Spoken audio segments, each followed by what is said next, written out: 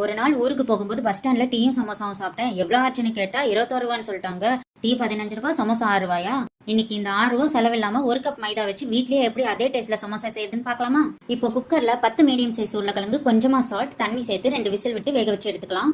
அடுத்ததா ஒரு பாத்திரத்துல ஒரு கப் மைதா, சால்ட் ஆட் பண்ணி கொஞ்சம் கொஞ்சமா தண்ணி சேர்த்து இந்த பதத்துக்கு மாவை பிசைஞ்சு எடுத்துக்கோங்க. இப்போ ஒரு பேன்ல கொஞ்சமா ஆயில் சேர்த்து சோம்பு, 3 பெரிய size onion, 2 green chilli add பண்ணி 2 நிமிஷம் வதக்கிக்கலாம். அடுத்ததா கொஞ்சமா turmeric powder, salt, red chilli powder, coriander powder சேர்த்து நல்லா மிக்ஸ் பண்ணிக்கலாம். ஃபைனலா பாயில் பண்ண பொட்டேட்டோவும் இது கூட சேர்த்து மிக்ஸ் பண்ணி தனியா எடுத்து வச்சுக்கோங்க.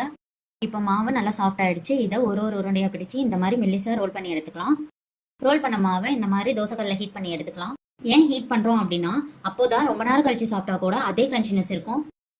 இப்போ இதை ரெண்டா ஸ்ப்ளிட் பண்ணிக்கலாம். இப்போ ஸ்ப்ளிட் பண்ணி வச்ச மாவை ஒன்னொன்னா எடுத்து நான் பண்ற மெத்தட்ல ஸ்டஃப் பண்ணுங்க. ஸ்டஃபிங் பிரிஞ்சு வராம இருக்க ஒரு ஸ்பூன் மைதாவை தண்ணியில மிக்ஸ் பண்ணி அப்ளை பண்ணுங்க. ஃபைனலா நம்ம ரெடி பண்ணி வச்ச சமோசாவை ஆயில்ல ஃப்ரை பண்ணி எடுத்தா நறுக்கு முறுக்கு சமோசா ரெடி. மறக்காம உங்க வீட்ல ட்ரை பண்ணுங்க. பண்ற ப்ராசஸ் என்னமோ பெருசுதான், ஆனா டேஸ்ட் செம்மையா இருக்கும்.